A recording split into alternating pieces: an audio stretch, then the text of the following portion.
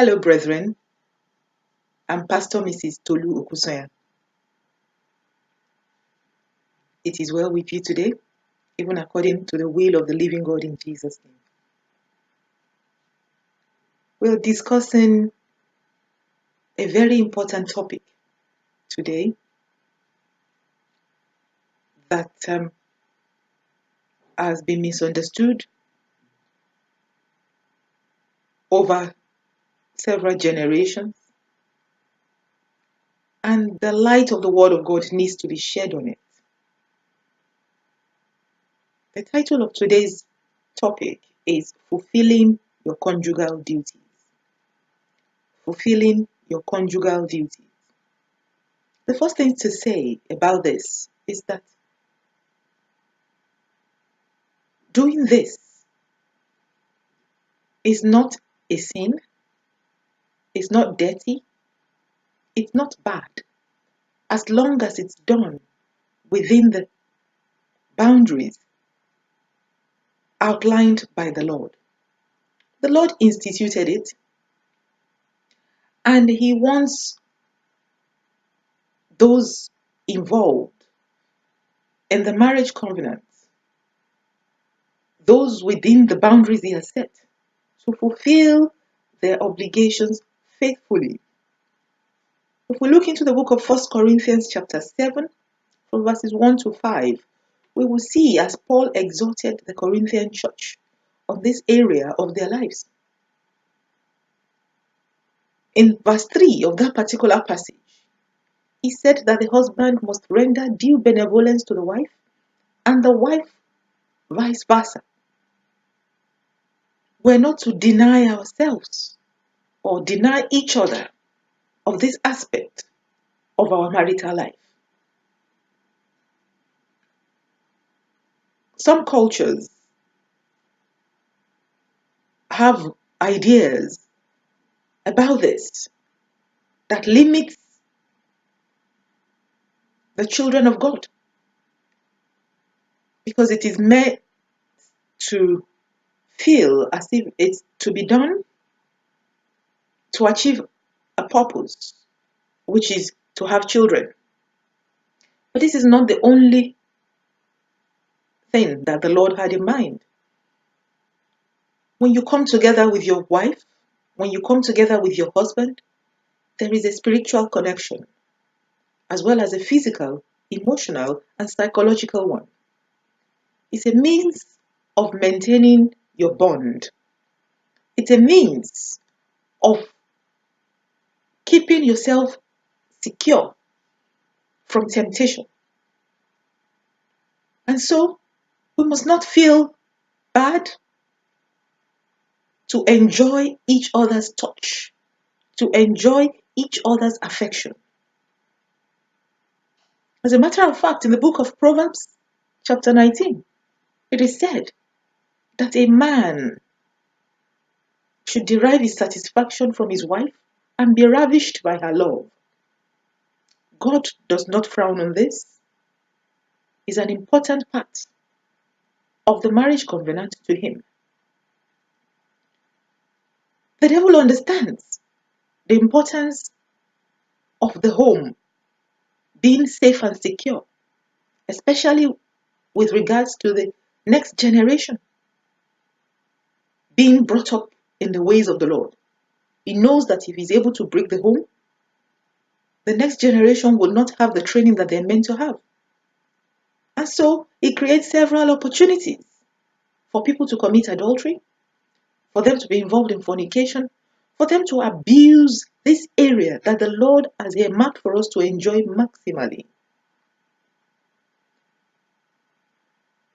Unless you agree not to come together for a season or for a time, neither party should withhold this privilege, this obligation from the other. In that passage in the book of 1 Corinthians, chapter 7, verse 5, Paul said that spouses should agree for a Set time when they want to abstain, perhaps to fast, perhaps to pray, for whatever reason. Maybe you've just had a baby, and whatever is going on anatomically or physically, you come to an agreement, and after that time is over, you must come together again. As you do this, you are building your home. As you do this, you are maintaining the fence that the Lord has placed around such union. When you use this as a source of power or control, you are abusing what the Lord has laid down. When you use this in this manner, you are creating a gap for the enemy to come in and tempt your spouse. Because when you don't come together often, as you should, or as required, depending on each person's needs, it will affect the control, the self-control of each individual. It will lead to you being tempted and committing adultery. It is interesting and it's quite important to know that committing adultery is not when the physical act is done. Thoughts about another person in this manner is adultery in itself, because our thoughts are loud in the ears of the Lord. He hears them very clearly. And so we must guard against any form of adultery. Emotional, psychological, physical, spiritual. The Lord frowns on adultery. Some are not committing adultery physically, but when they're online, there's a lot that goes on different social media platforms. There's a lot of things that happen. Watching pornography. These are gates that the enemy opens to maintain his agenda, to propagate his agenda. We must be conscious of all these things. Even when you cannot physically connect together in the maximum sense of the word, you can still be affectionate with each other. Lying down on the same bed, miles apart from each other, is not acceptable. You can still hug each other, listen to each other, engage with each other. Because the devil does not wait until there is a physical and obvious separation. The moment there is a mental separation, he goes into action. Fulfilling your conjugal duty is meant to be enjoyed. Is meant to be done according to the will of your Father. Is not meant to be abused. If for any reason one spouse is reaching out to the other and the other is not able to oblige at that time, be careful how you bring your reasons across. Sometimes it's not the words you're saying, but the manner and attitude in which it is said.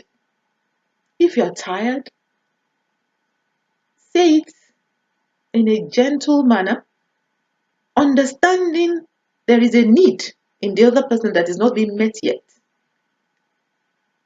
And endeavor to say, I'm tired at the moment. Can we do this at so time? Listening for the other person's consent. Because if you're not in agreement, resentment will build from this.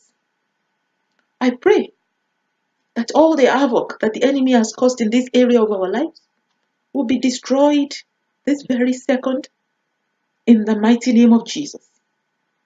And I pray that all the Lord has earmarked for us to get in instituting this particular aspect of our lives will be maximized in our lives in Jesus' name. For as many as their spouses are tired one way or the other, or not able to meet this obligation for whatever reason, please be understanding. Look at ways, perhaps, by which you can help the situation.